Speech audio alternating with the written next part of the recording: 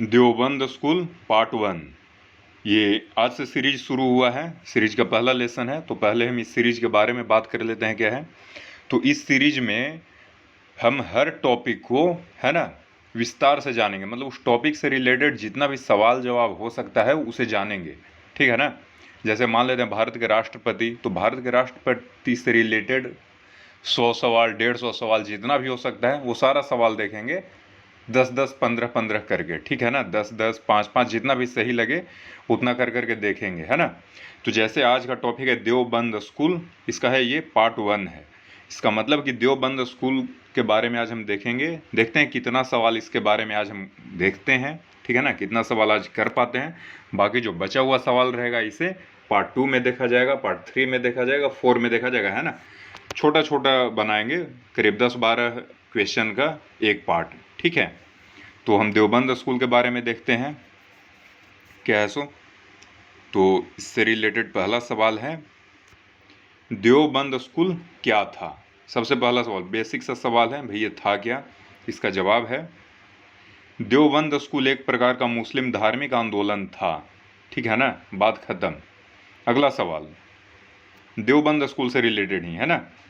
तो देवबंद स्कूल एक प्रकार का मुस्लिम धार्मिक आंदोलन था, सही बात है भाई। इस आंदोलन के प्रणेता कौन थे। इसका जवाब है देवबंद स्कूल द्वारा चलाए जा रहे आंदोलन के प्रणेता थे मोहम्मद कासिम नानोतवी एवं राशिद अहमद गंगोही, है ना। अब आंदोलन चल रहा है तो कोई ना कोई नेता तो होगा ही, तो यही नेता थे कासिम नानोतवी और अहमद गंगोही। तीसरा सवाल देवबंद से रिलेटेड, हर आंदोलन का कुछ ना कुछ उद्देश्य होता है। देवबंद स्कूल का क्या उद्देश्य था, इन नेताओं को आंदोलन चलाने की जरूरत क्या पड़ गई। देख लेते हैं भाई, इसका जवाब क्या है। हर धर्म में कुछ ना कुछ कुरीतियां होती है। कई बार तो ये कुरीतियां समाज में इतनी गहरी पैठ बना चुकी होती हैं कि इन्हें हटाना मुश्किल हो जाता है, ठीक है भाई। मान लो आज के समय में किसी धर्म में 10 वर्ष से कम उम्र के बच्चे का विवाह करने का चलन है, जो कि देखा जाए तो वास्तव में गलत है, और गलत है भी, है ना। बच्चे के डेवलपमेंट पर असर पड़ेगा, है ना, समाज पर असर पड़ेगा, ठीक है, और अल्टीमेटली कंट्री पे असर पड़ेगा, ठीक है। यदि इस पर रोक लगाने की कोशिश किसी कानून के द्वारा या किसी व्यक्ति या संस्था के द्वारा किया जाए तो कुछ लोग तो इस गलत प्रथा के खात्मे के विरुद्ध आवाज़ उठाएंगे ही। कहेंगे कि भाई हमारे यहाँ प्रथा चला रहा है कि भाई 10 साल से कम उम्र में विवाह हो जाता है, तुम्हें कौन सा कानून बना रहे हो यार कि नहीं विवाह करना है 10 साल के, है ना। क्योंकि ये पहले से चला आ रहा है तो लोग आवाज़ उठाएंगे। अब देवबंद स्कूल, अब मुद्दे पर आते हैं। तो देवबंद स्कूल के संस्थापकों को भी लगता था कि मुस्लिम समाज में आधुनिक शिक्षा एवं सुधार मुस्लिम समुदाय के विरुद्ध है ना। जैसे सती प्रथा का अंत होने को आया तो लोग उसका भी विरोध करने लगे, है ना। 10 वर्ष से कम उम्र के शादी की बात आती है कि भाई नहीं होनी चाहिए 10 वर्ष से कम उम्र में शादी, लोग उसका भी विरोध करेंगे। तो उसी तरह मुस्लिम समाज में आधुनिक शिक्षा और सुधार के प्रति भी जो रूढ़िवादी मुस्लिम लोग थे वो विरुद्ध थे, है ना। अतः उन्होंने देवबंद स्कूल की स्थापना करके मुस्लिम रूढ़िवादी परंपरा को समर्थन देने के लिए और अपनाए जा रहे नए सुधारों के विरुद्ध आंदोलन चलाया। तो अब क्लियर हो गया क्या उद्देश्य था।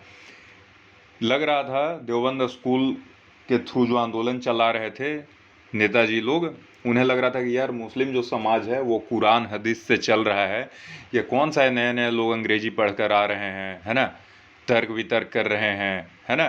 तो वो सब चीज़ हमें नहीं चाहिए, वैज्ञानिक दृष्टिकोण हमें नहीं चाहिए, हमें कुरान हदीस चाहिए, है ना। और हम ये करवा के रहेंगे, इसलिए इन्होंने देवबंद आंदोलन चलाया, ठीक है ना। देवबंद स्कूल आंदोलन के संस्थापक नेताओं का क्या उद्देश्य था, मतलब वही उद्देश्य था अभी जस्ट हमने जो बात किया है सो।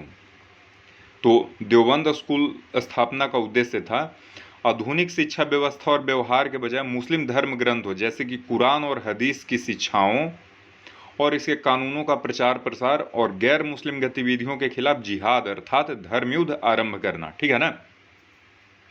भाई कुरान में लिखा है ऐसे करना, कुरान में लिखा है वैसे करना, हदीस में लिखा है ऐसे करना, तो ऐसे ही होगा, है ना। ये नया नियम कानून नहीं चलेगा, ये अंग्रेजी का दृष्टिकोण नहीं चलेगा, है ना।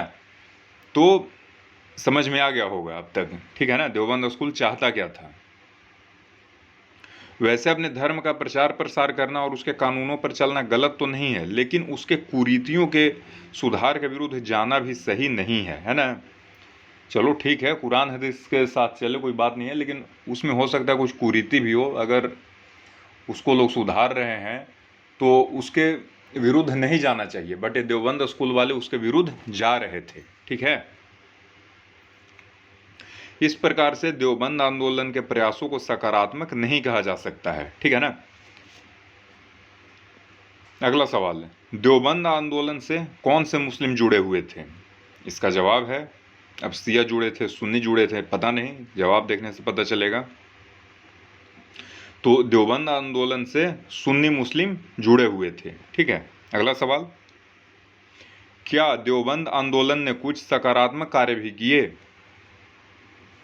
देख लेते हैं, किए या नहीं किए। हाँ, यानी कि कुछ सकारात्मक काम किया। क्या किया भाई, जैसे कि मुस्लिम द्वारा अंग्रेजों के प्रति निष्ठा रखने की भावना को गलत करार दिया, और इस आंदोलन के नेताओं ने यह भी माना कि कांग्रेस का गठन होना आवश्यक था, है ना।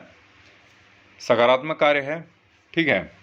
मुस्लिमों को कहा कि भैया अगर आप अंग्रेजों से निष्ठा रख रहे हो तो गलत कर रहे हो, अंग्रेज तो हमारा वो है ना, हम लोग गुलाम बना के रखे हुए हैं, और उससे आप निष्ठा रख रहे हो तो गलत कर रहे हो। तो एक सकारात्मक चीज़ है। इन्होंने ये भी माना कि भाई कांग्रेस का गठन होना चाहिए, ठीक है, हुआ सो अच्छा किया, ठीक है। अभी हम दबे कुचले इंडियन है ना। कांग्रेस एज ए हम लोग का प्रतिनिधि बनकर ब्रिटिशर्स को हमारा जो असुविधा है उसके बारे में बताए, हमें मुक्ति दिलवाए, ठीक है ना, इसलिए कांग्रेस बना है, तो सही है, ठीक है।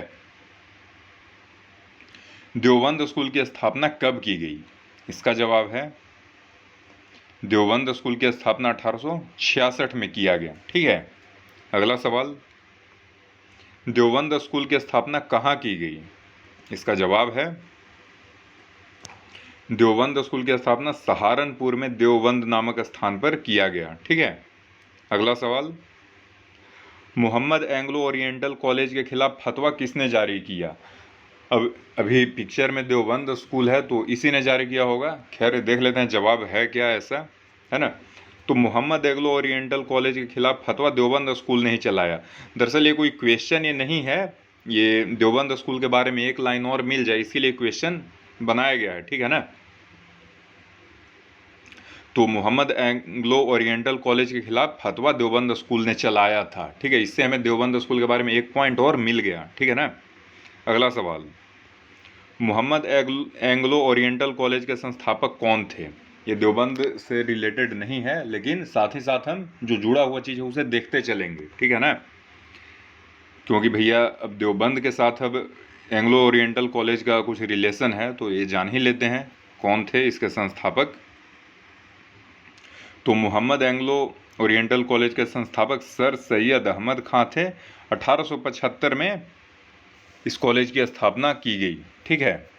अगला सवाल, शिबली नुमानी कौन थे। इसका जवाब है,